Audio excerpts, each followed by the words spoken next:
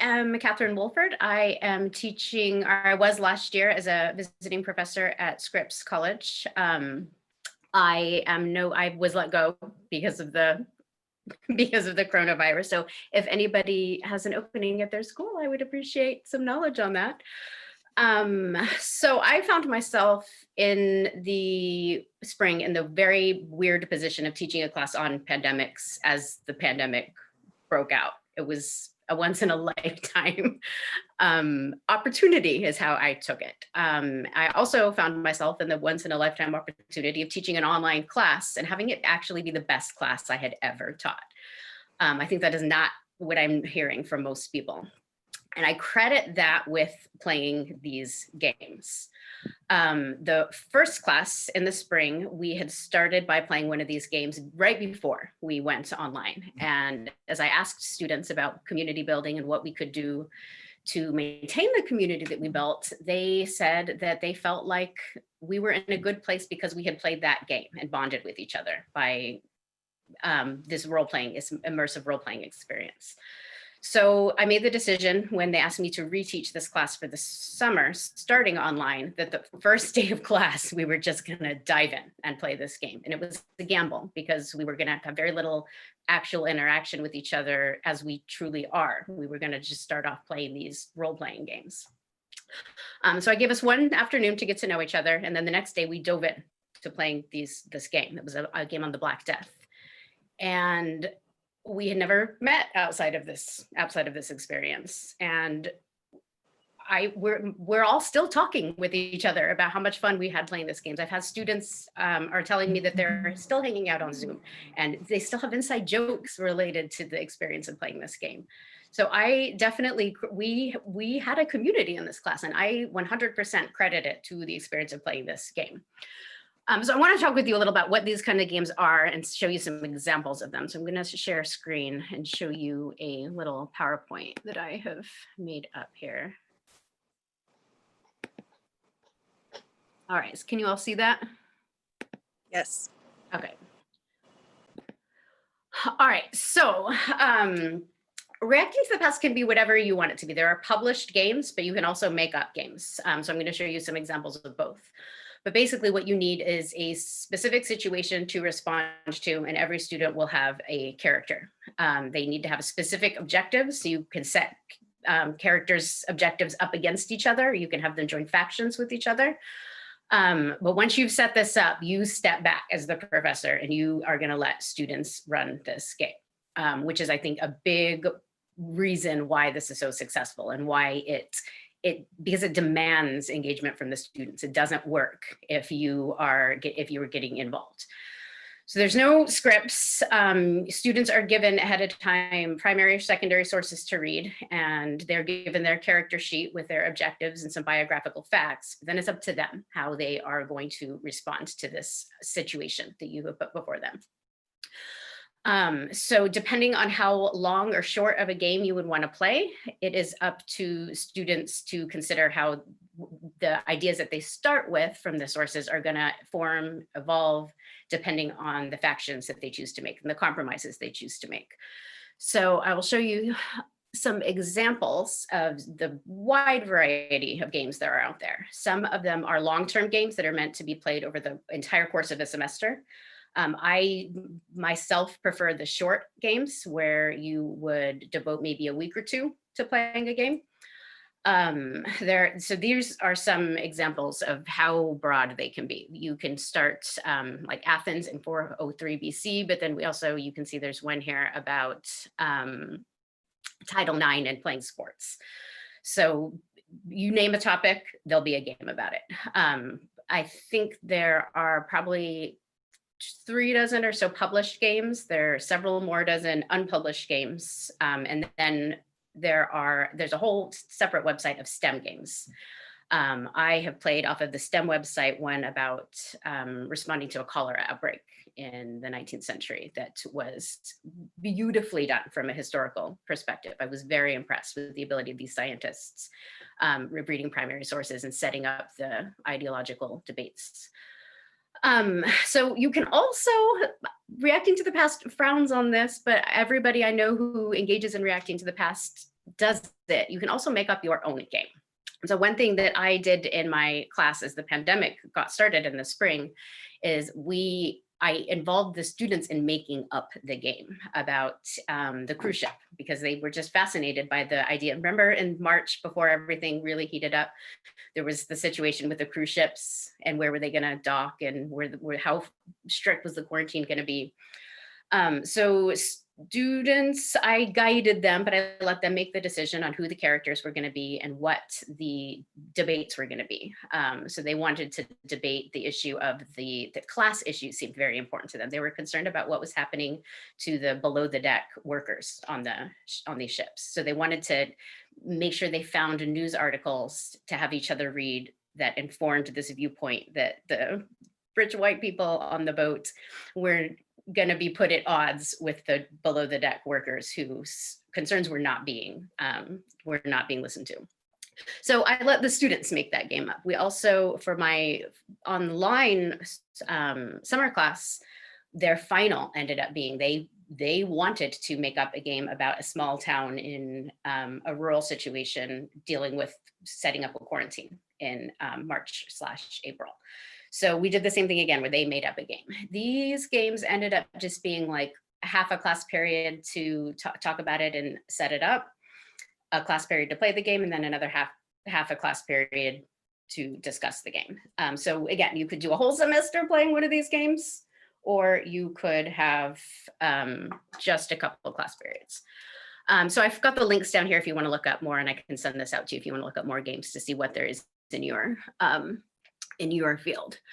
But in the interest of time, I had kind of wanted to play a game with you all, a real quick little game. But I think in the interest of time, it's better if I just show you, here's the bare bones of what game that I just made up yesterday. I just threw this together. So you can, in a classroom, start off with this idea like this with students. So this game would be about debating the Confederate monument controversy. I thought that would be a good one to run online because it's something that we all would have known enough about to not have to read too many primary sources. We could have just gone with it. But basically this game would deal with the current debate in 2020 in Athens, Georgia, about what are they going to do with their Confederate monument. That is a different kind of monument because it is an obelisk. I can show you a picture here that names the dead who died. So, which is a little bit of a more complicated thing to take down than a statue of Robert E. Lee, for instance. So this puts up these two, if I will go back to this slide, these two scenarios where they had a few years before found the body remains of slaves while expanding a building on campus. And then that puts this situation into debate, into conversation with the controversy in 2020 about this monument. So the main question you're asking is, why do we have a monument to the one thing and no monument to the other thing? And what should we do about it? So here are some examples. I don't know if you can see this little writing, but these are some examples of the characters that I threw together and made up. So this is something that I think you would want to, if you wanted more student engagement, you could ask students to participate here. But you'll see that everybody has an objective. But they overlap. So I think the overlapping objectives is how you get students to go outside of class. You can do playing this game online. You can use Canvas. You can use Slack is very popular to get people to make concessions with people, to get people to make compromises with people. So some people want to keep the monument where it is. Some people just want to keep the monument and they're okay with moving it. Some people want to destroy the monument. Some people are okay with keeping the monument, the original monument, as long as you build a new monument to the slave remains. So there's all kinds of room for compromise. But once you've set this up, you as the instructor need to back off and let the characters' voices take over and let them improvise. So the important part then, where everything really in a history class needs to come together, is you need to be clear about what actually happens. Because I've seen students, for instance, play the French Revolution game, where we all know what happens in the French Revolution. But in this game, the king won and ended up cutting off the heads of all the members of the National Assembly. You need to discuss this, and especially in a history classroom. So the game needs to end with a post-mortem discussion about what actually happened. And that is then where the real discussion begins. So here are some examples of questions that I frequently use in a postmortem discussion. I, as a historian of ideas, I am intrigued by the interplay between emotions and facts and how beliefs are formed by people. And students tend to jump on that, tend to get struck by the idea that the personality of my character ended up informing a lot of the positions that I took. I was made to understand that this was a stubborn person, so then I made the choice that I wasn't going to compromise with anybody. Or I understood that this was a old-fashioned conservative person. My character had been married one time, whereas all these other characters have been married frequent times. So that this history and this personality trait puts me into conflict with them. So they're taking these personality ideas and that's trickling into the beliefs and the actions they take. So I like to engage that in the discussion. We also tend to discuss a lot about the joining of factions and who joins what factions and why is an important part of the discussion in my experience. And as a history professor, I then like to end on the Hegelian idea of like history is a constant march towards progress. And I think this game really throws that idea on its head, that this is not a march towards progress. We can go any which way. So I think on that note, talking about the discussion of the game, which is where I think this really shines through the student involvement when you let them talk about what we learned. I usually find that runs into several classes because they come back the next day and they're still wanting to talk about it. These are some of the most important discussions I feel like I've had as an instructor. So I want to, on that note, hand that over to Corey, who I think has something to teach me as well about ways that we can make these discussions really count. Hey everyone, I'm Corey Davia. I'm a visiting assistant professor in the philosophy department at CMC. I have a handout for this portion of the session, so I'm going to put a link in the chat. You should be able to find it there. Stopping. So we were just talking about the reacting to the past games, and these I think are a really cool way of generating discussion, right? Encouraging students to take perspectives that they might not otherwise take, or to think about the implications of particular views and work out arguments for them and so on. And what I want to do in my portion of the session is focus on a related question. So one question is, how do we generate discussion? And the second question is, how do we ensure that students actually get something out of that discussion once we've had it, right? How do we make sure that they can use those ideas going forward? So to illustrate the difference between those questions and what challenges there are here, I have a self-deprecating anecdote. So one of my earliest experiences as a teacher was I was at UC San Diego. I was teaching a first-year critical thinking and writing course, and we had this paper coming up in which students were going to choose a reading. They were going to explain the argument that author was making, raise an objection to it, and consider how that author might reply. So that was the paper prompt. So we come into class, and I had structured this discussion around doing those three things, right? First, we're going to try to get clear on what this author's argument is. Then we're going to brainstorm some objections. Then we're going to think about how this author might reply to them. And it went, I thought, awesome, right? Students were engaged, ideas were, coming up. I had this list on the board of all these possible argumentative moves we'd come up with. And so I thought, walking out of the classroom, like, this is great. This is exactly what I wanted. And a student came to my office, like shortly after class, kind of sheepishly, and he said, that was fun, but I wish we had talked about the paper we're supposed to write. And so I just like, I didn't know what to say, because I thought, well, that's what we did. And that illustrates, I think, that part of what's going on in a case like that is that while we were involved in the same discussion, we had different metacognitive attitudes toward that discussion, right?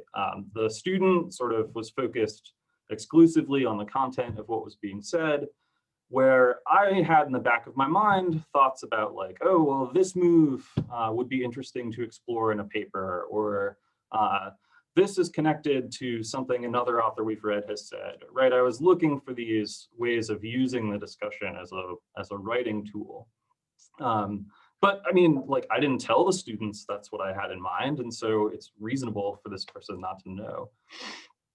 So one thing I've been thinking about since then is how can we, as teachers, make it more clear to students what we hope they'll get out of discussion and what counts as a productive contribution to discussion. And the way I've tried to approach this question is to think about an analogy where the same kind of question comes up about readings that we assign, right? We don't want students just to passively read. We want them to have certain habits of mind as they read, right? Where they're asking the kinds of questions that, depending on your discipline, people in that discipline ask as they're doing the reading.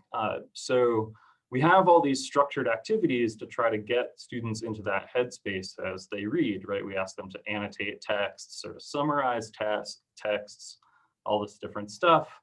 And so the approach I've tried to take is to use those same kinds of activities, but apply them to things that are said in discussion, right? So to try to get students to treat each other's ideas, each other's contributions the same way that they would treat a course text.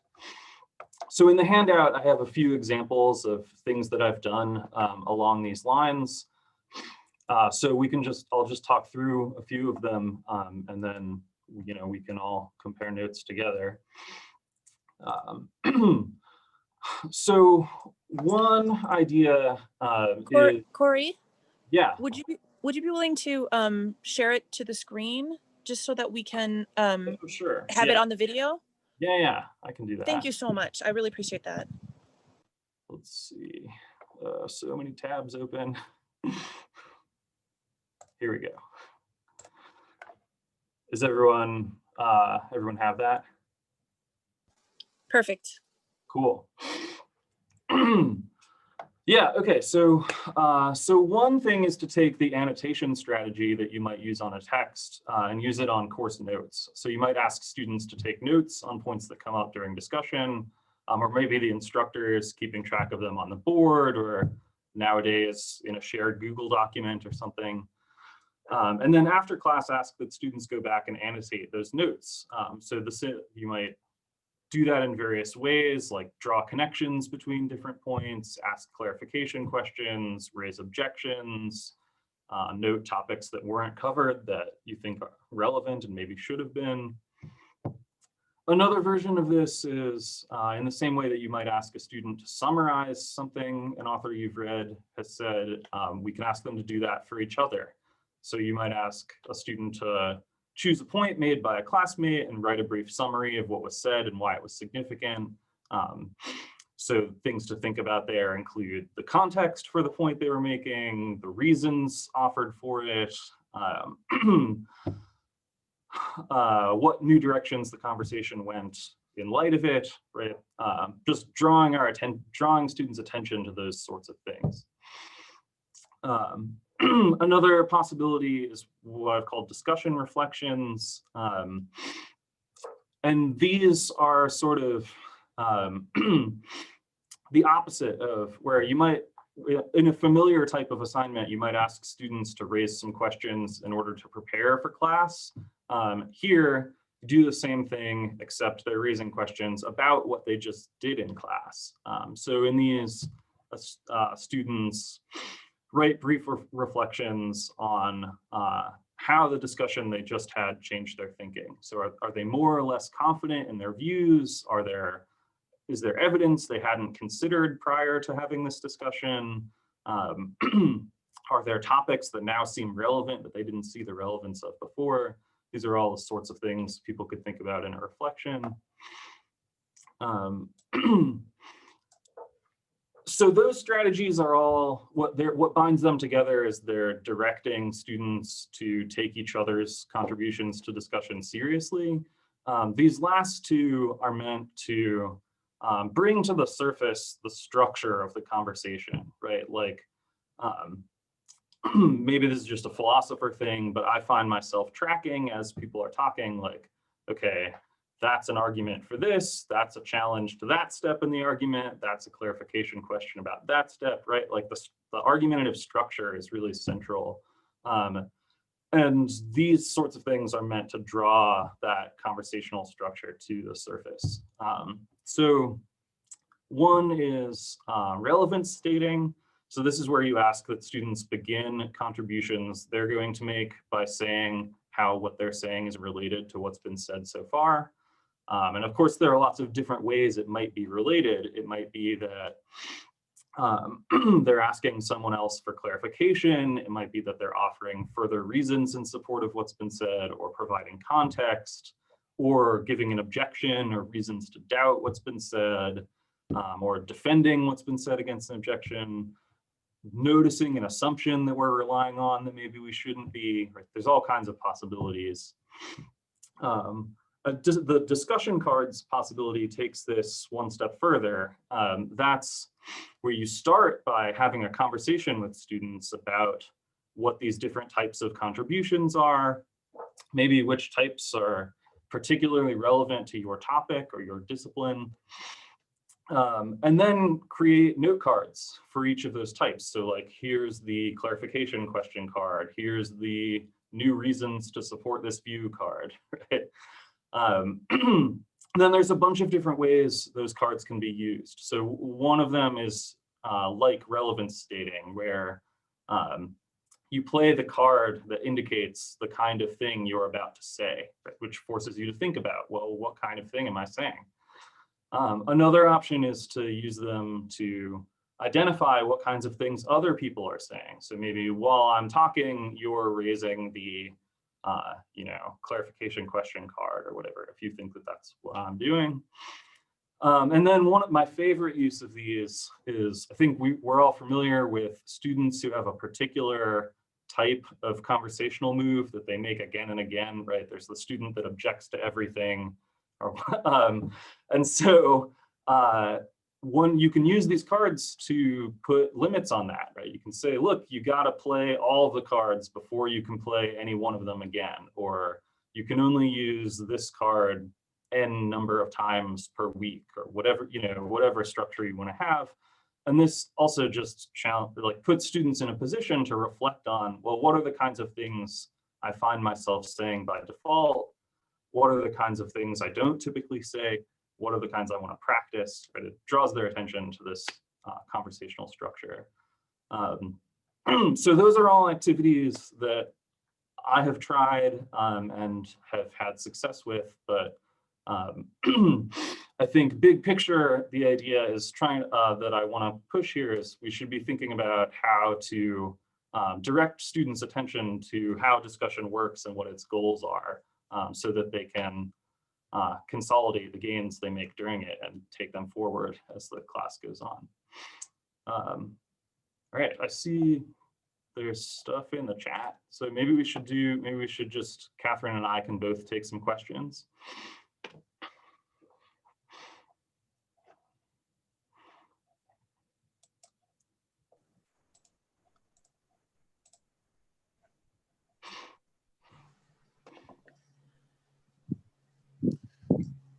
Looks like Dan has a question.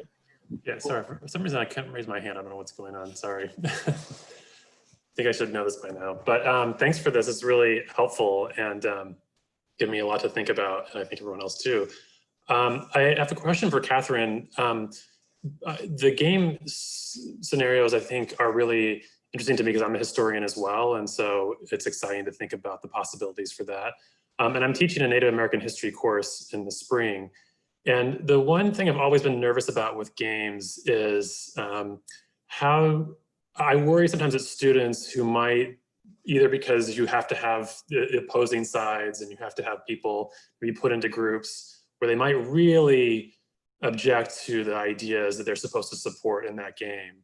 and they might have to represent ideas that they're, horrified by potentially. I'm wondering how you might kind of prepare the students for that. And again, I think the scenario you gave about sort of the commemoration around slavery, you're still asking students to possibly be kind of advocating for supporting a Confederate monument, which it might be something that someone might really not agree with. So I'm just wondering how you kind of prepare students for those kind of tricky issues of identification if they might really be adverse to it.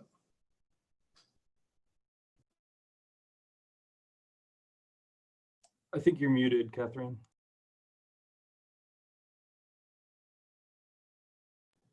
Sorry, I think you're muted, Catherine, still. Sorry. I am not used to, I was the professor, I'm never muted. I'm not used to engaging with the mute button. So this game is edited. If you were really in a downtown Athens council meeting, some things are gonna get said that are not going to be said in this game. So there is an element of not taking it as far as you could. Something that I do that some professors who use this don't do is that I am very selective in which students I pick to play which characters. So this was hard when I played the summer class. It just started right off the bat without knowing these students. Then we were playing a medieval game and it was not so bad. Jews ended up coming up and was a problem with one student went crazy going off on blaming plague on the Jews. And everybody was cringing. We were all horrified. At the end of the game, she said, well, I felt like it was okay for me to do that because I'm Jewish. So that worked out for me in the end. During the game, I'm the whole time covering my head thinking, oh my God, what have I got myself into? This is a complete shit show. So I would say the most important thing to do is to get to know your students. As the class progressed, then I had students asking me, I would like a character who is the exact opposite of my views because I want to stretch my boundaries. Sensitive students who didn't participate too much, sometimes I would give them a very exuberant character that would help them participate, but I would never give a student like that the type of character that was going to throw out questionable beliefs. I wouldn't go there unless a student asked. As for students hearing beliefs that they come into conflict with, that's the part of the game. I mean, everybody accuses people in academia of being too sensitive. This is a way to challenge that. We can, just because you hear an idea doesn't mean you have to agree with it.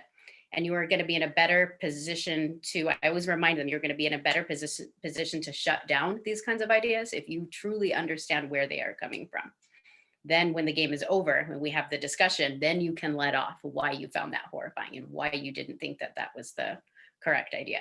So that's kind of like a therapy session when the game is over to discuss what happened and why.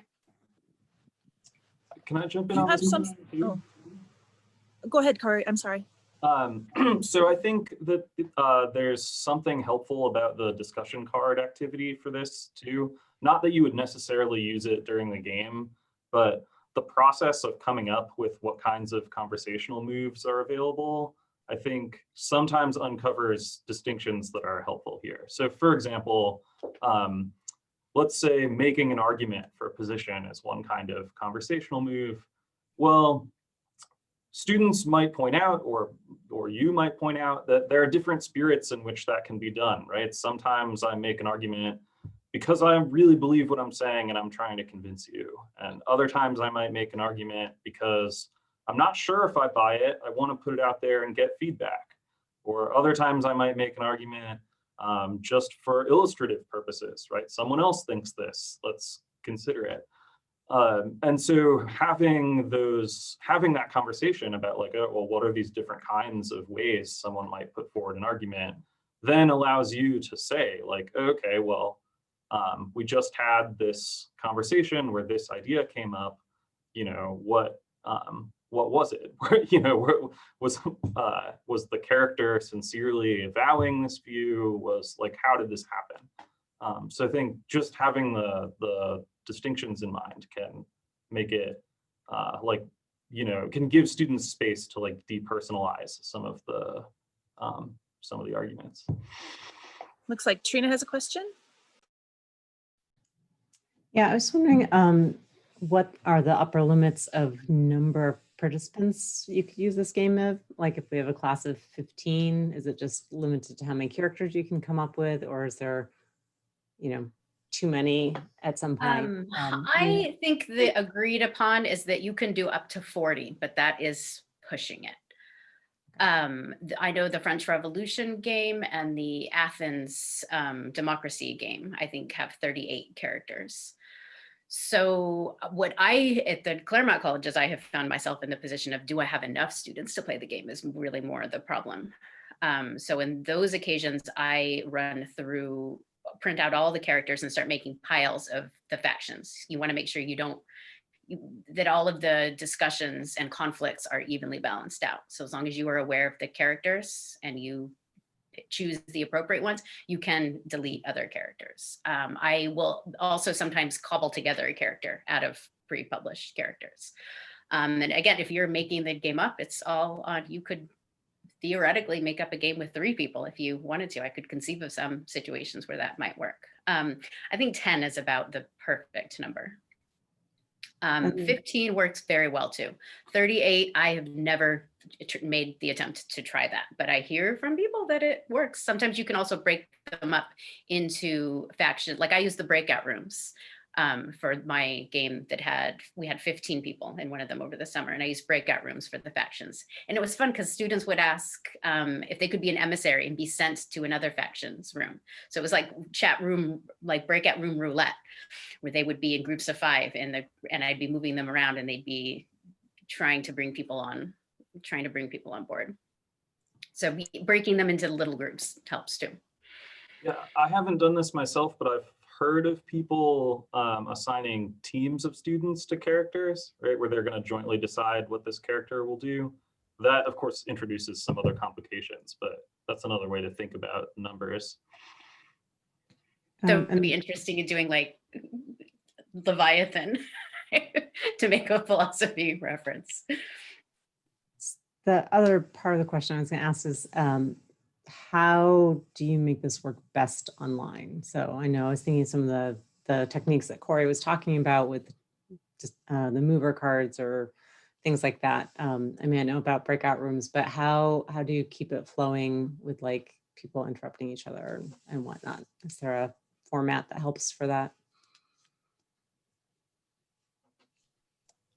So with the cards specifically, I find the Zoom reactions are a nice proxy. I mean, that limits the number of different moves you can have, but that's one way to go. You could also have people holding stuff up on video. So there's definitely a logistical challenge compared to doing it in person, but I think the technology helps. Like another version of it is you might have, if you're taking notes in a Google document, people might highlight and you like change the text color to say, here's what I think here's the move this other person is making. So there's a bunch of options just depending on what else you're doing. Different things are going to be convenient. I will say too this, I know of some people who have completely asynchronously run these games online using post boards. And I think Slack seems to be the agreed upon best place to asynchronously run a game. I used Zoom to have face-to-face debate, but you don't have to. You can have discussion board debate if you have students who are excited enough about it. I would say I've taught at big state schools where I would not have tried to do that, but I think in Claremont that would work quite well.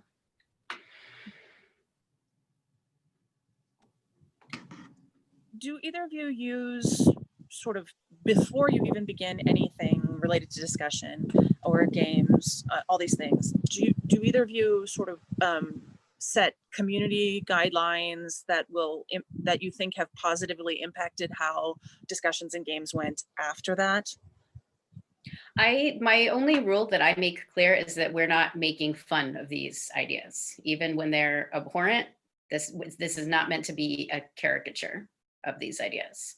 You need to take it seriously. And even if you find it horrifying, you need to take it seriously. And we can talk about it after the game is over. But the danger, I think, of, especially with like scripts students, that the horrifying ideas and the racist ideas can become a caricature because they're so opposed to them. So I have to make clear that this isn't a comedic exercise. And that's the only rule I give them.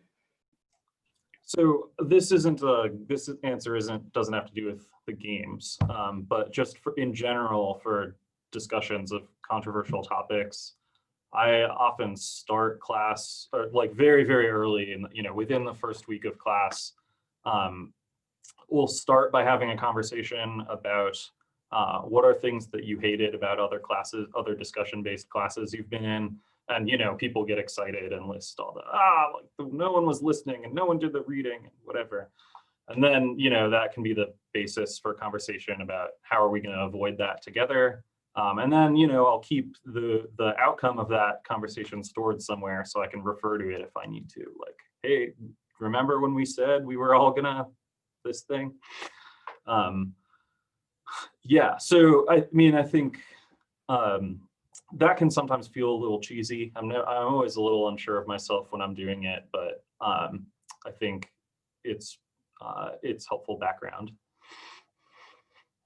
Thank you. Looks like Peter has a question.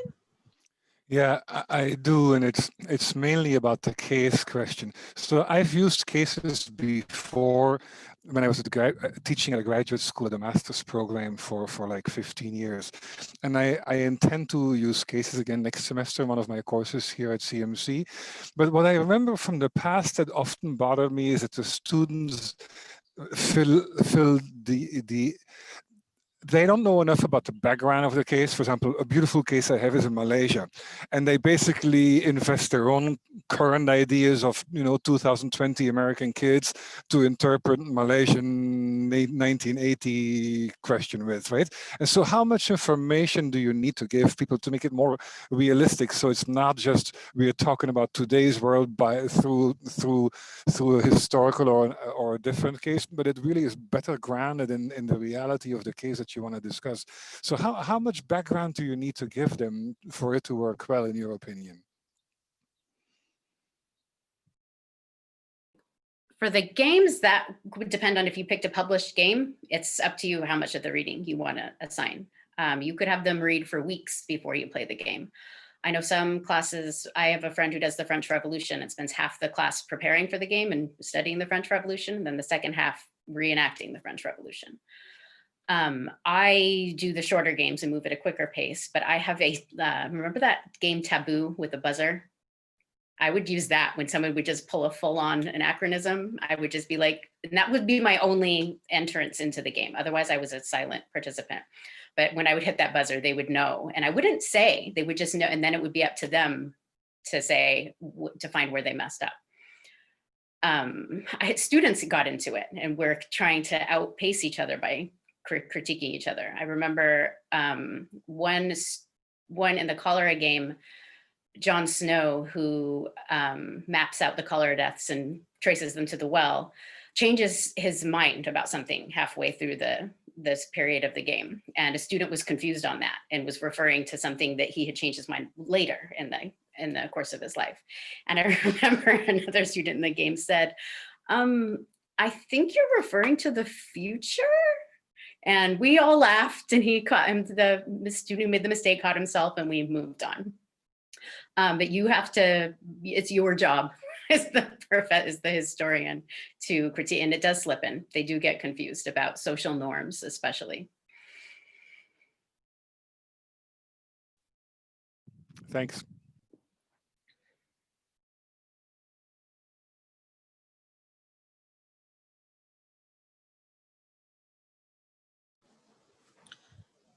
What other questions do we have about either the process for either of these kinds of ways of getting at discussion, or how it might be implemented in your own course? What kinds of questions can we answer?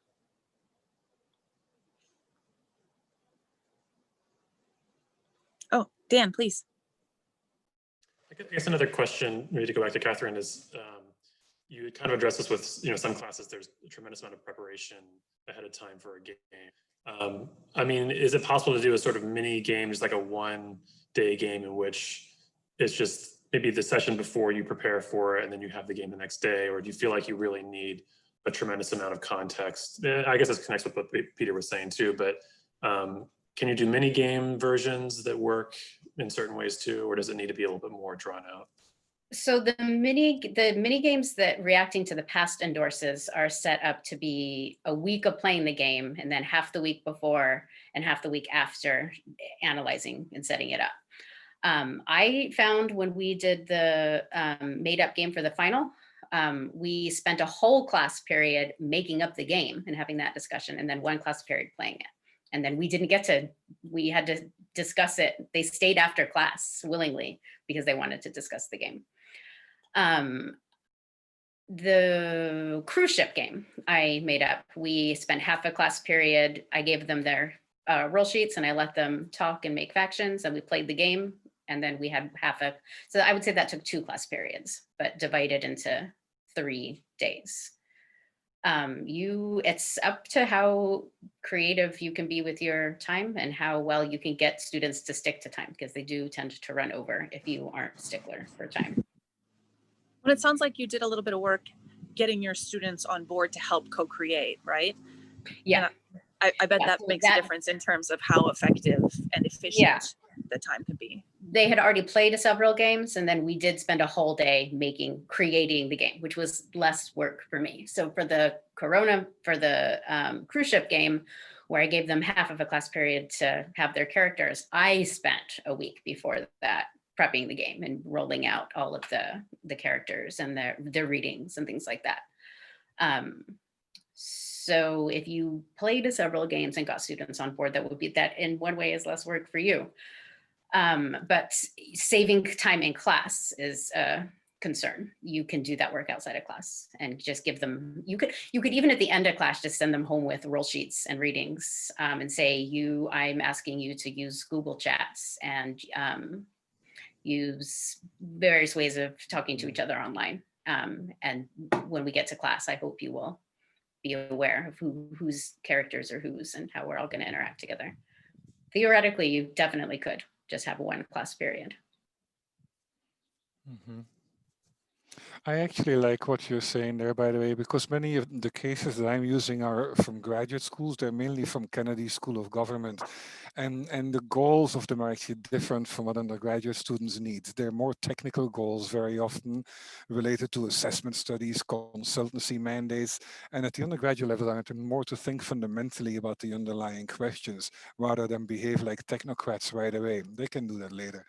And so what you're saying is essentially, I could create my own people and questions either with the students or on my own that actually get exactly at what I want them to discuss, which might be the bigger underlying questions of who gets to define the issues here, how are relations of power set, which voices are being excluded, all of those things.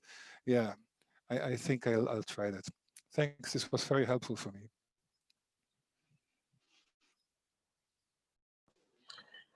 Corey, one thing I really liked about your handout is that you state right at the top that students don't know why we discuss.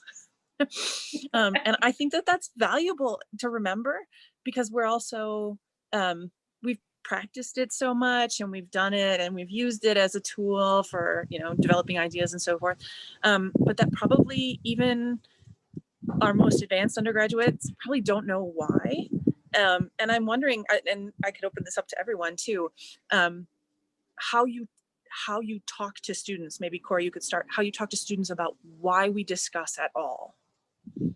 And then, what difference that makes in what you get in terms of student learning. Yeah, well, I think one thing I try to remember is that there's not necessarily one answer to that question, right? It might be that for one purpose a discussion serves is just figuring out the space of possibilities. Another is like getting feedback on an argument you're developing. Another is just practicing your communication skills, right? There could just be all kinds of different reasons. And depending on the context and what we're doing in class that day and the learning goals of the course, like, so I wouldn't try to answer that as like, here's what discussion is all about. I would try to answer it like, here's what we're using discussion for. So more specifically, I mean, I think that I tend to build that conversation into the what have you hated about previous discussion classes day, because then you can start diagnosing like, well, here's why that's bad behavior. It doesn't match up with this background reason for doing this thing, right? So that's how it often first comes up for me. But I think it's context dependent, and I'll often talk about it in the context of assignments. Like, here's this assignment you're going to do. It requires you to think about this topic. So we're going to have a discussion that's set up to draw your attention to these things, right? So just trying to be specific about what I expect from them and how that's linked up to the learning goals for the course.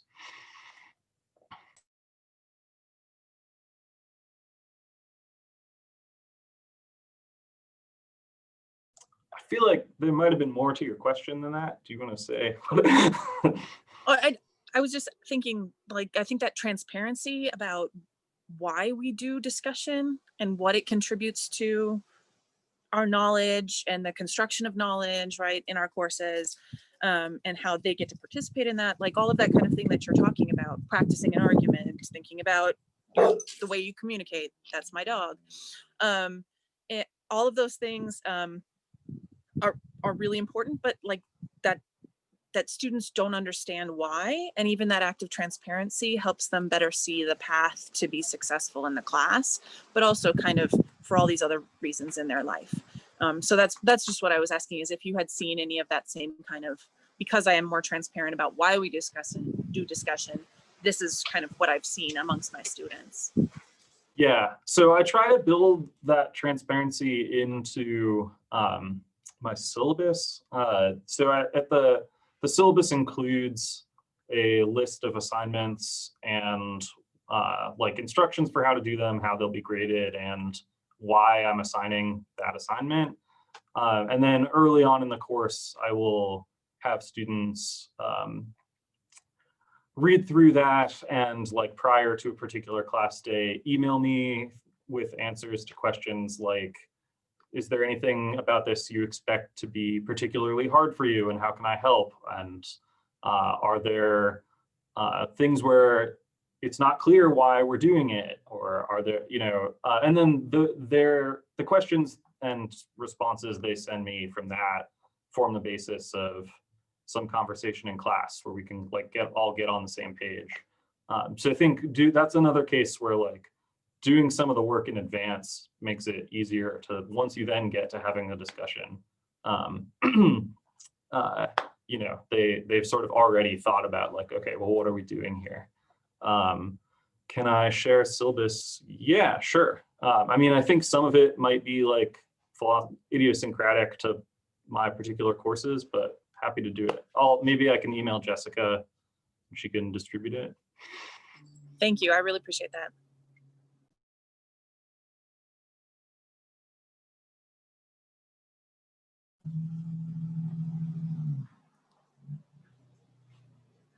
Coming up on noon. I don't know that anybody would mind an extra 15 minutes of free time after this. But I want to make sure that we are answering any other last questions that you all might have about these engagement techniques. Last call. Well, thank you all for being here. I just wanted to mention a couple things that are coming up at the CTL next week. On Wednesday, Dr. Django Paris is going to be leading a workshop for us on culturally sustaining pedagogies, which is the idea that the things that our students bring in, their knowledges, their traditions, their histories, can actually make our classrooms a more robust, thoughtful, interesting, inclusive space. He's international expert on culturally sustaining pedagogies. So that's this next Wednesday at 10 a.m., 10 to 11:30. And we're co-hosting that event with the University of Laverne Center for Teaching and Learning. And then on Thursday, Dr. Amberine Databoy, who is from Harvey Mudd College in their English department, in what do they call that? That Humanities, Social Sciences, and Arts department at Harvey Mudd, will be leading a lecture at 3 o'clock in the afternoon on the 29th, called "Can We Have an Anti-Racist Shakespeare?" which is going to be just a fantastic discussion of how critical approaches to historical texts, to canon texts can still embed anti-racist principles. So I hope that you can join us for those things. You can find RSVP links for both of those things on the website, which is teaching.claremont.edu. And you'll receive, just like we did for today, email 24 hours in advance of those things with the Zoom link. So you can join us. I really want to thank Corey and Catherine both. We really appreciate their time and really appreciate these excellent ideas that can maybe bring new life to our discussions, even yet before the semester is over. So thank you both so much. We really appreciate you. And I hope everybody has a great rest of the week. Take care. Thank you. Bye. Thank you.